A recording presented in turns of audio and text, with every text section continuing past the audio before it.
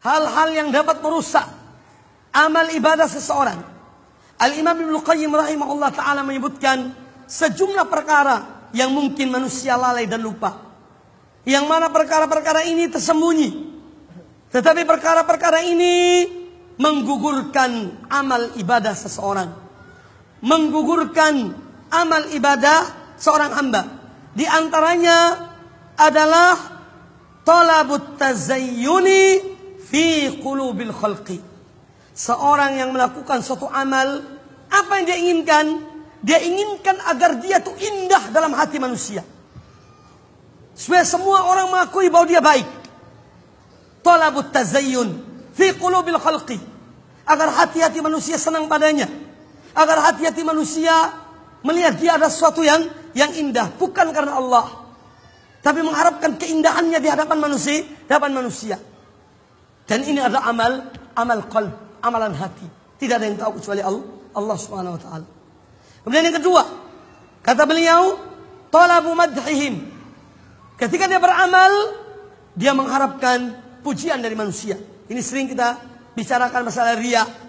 Supaya dilihat, kemudian dipuji oleh manusia. Dan dia senang dengan pujian manusia itu. Yang ketiga, al-harbu min dammihim. Seorang yang melakukan amal ibadah, tetapi dia melakukan amal itu karena tidak mau dicela oleh manusia. Jadi ketika seorang melakukan satu amal, dia sholat berjamaah di masjid, supaya tetangganya tidak mencelanya, ini adalah tidak ikhlas. Menggugurkan amalnya. Seorang menjenguk orang sakit, tetangganya yang sakit, niatnya karena tidak enak.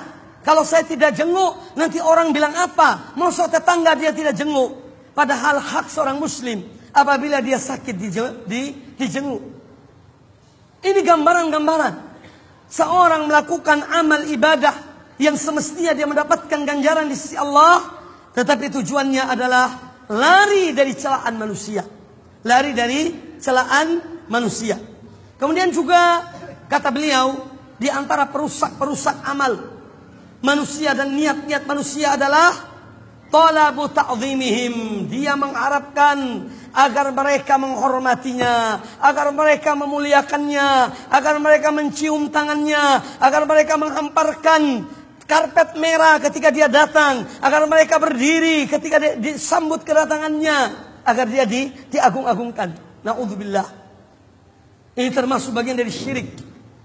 Bagian dari perbuatan yang menggugurkan amal seseorang. Talabu ta'zimihim. Dia mengharapkan supaya dia dihormati dan dimuliakan oleh manusia.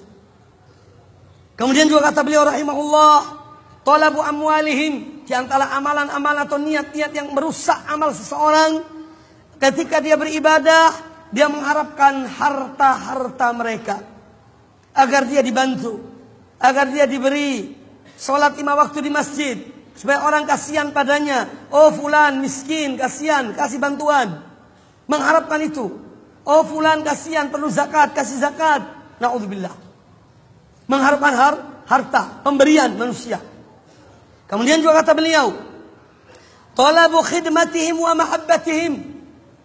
Dia melakukan amal ibadah untuk mencari atau agar manusia berkhidmah kepadanya, agar manusia melayaninya, agar manusia berbuat untuknya, wa mahabbatihim, agar manusia mencintainya, tapi bukan karena Allah Subhanahu wa taala. Supaya orang-orang yakni berkhidmah kepadanya.